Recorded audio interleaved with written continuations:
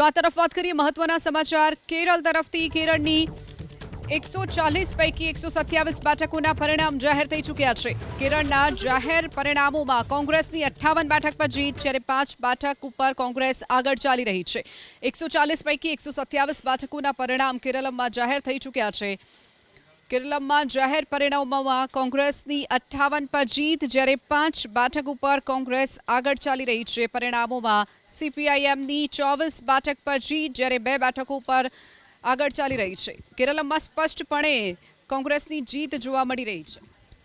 જી ચોક્કસપણે કેરળમની અંદર આજે 5 રાજ્યોના જે ચૂંટણી હતી એમાં કેરળમાં જે જીત છે એ કોંગ્રેસ માટે જે છે કે એક પ્રાણવાયુ સમાન છે અને અમારા માટે બી એક આશ્વાસનરૂપ અને અમારા માટે એક મોટિવેશનલ જીત છે કે જેથી કરીને જે રાજ્યોની અંદર જે છે કે અમે નિશ્ચિત પરિણામ નથી મેળવી શક્યા ત્યાં આગળ એક મોટિવેશન રહેશે કે કેરળની અંદર જે અમારા કોંગ્રેસના કાર્યકર્તાઓ અને નેતાઓએ જે પ્રણાલીથી કાર્ય કર્યું છે એને પદ્ધતિને અનુસરીને જે રાજ્યોની અંદર અમારે જે વધારે મહેનત કરવાની છે એ મોટિવેશન જે છે કે આ રિઝલ્ટથી મળશે।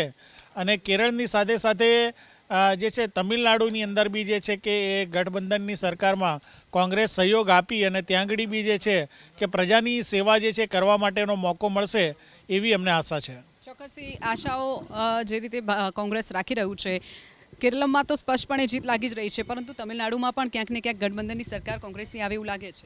જી બિલકુલ લાગે છે અને માનો કે ખાલી કેરળમ નહીં, એ ધીમે ધીમે હું અનેક વખત રિપીટ કરું છું કે બધા સ્ટેટમાં અને દેશમાં માવતર પાર્ટી કોંગ્રેસ જ રહેશે, કારણ કે આ જીત જે છે છોકરો કલેક્ટર છે અને છોકરો મહિને આ રીતનું કરે છે એમ કહીને પુત્રવધુ લાવ્યા તો છે, પણ હવે જીત પછી ખબર પડશે કે ઘરને તોડવાવાળી પુત્રવધુ છે કે સંસ્કારી છે, એ લોકો જાણશે અને પછી ખબર પડશે કે ખોટી જગ્યાએ સગપણ થઈ ગયું। કારણ કે અસત્યને આધારે ક્યાં સુધી જીત મેળવી શકાય, આભાસને આધારે ક્યાં સુધી જીત મેળવી શકાય। મારા મિત્રો હમણાં એવું કહેતા હતા, માર્કેટિંગની વાત કરતા હતા કે માર્કેટિંગ માટે મેં એવું કહ્યું કે અમે માર્કેટિંગ કોંગ્રેસે જે કામ કર્યું એનું માર્કેટિંગ નથી કર્યું, તો મારા મિત્ર એવું કહેતા હતા કે એના માટે પ્રોડક્ટમાં દમ જોઈએ।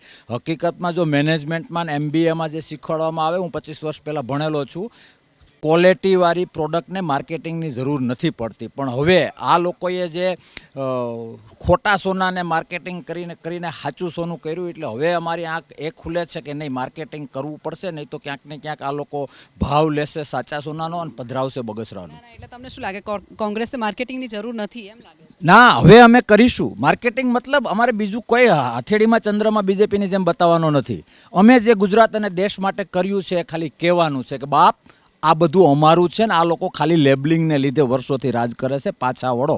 અને ગુજરાતીઓ લોકો શાણા છે, કહું છું ને, માવતર પાર્ટી કોંગ્રેસનો સાચો સુવર્ણકાળ આવશે, આ બગસરાનું સોનું છે।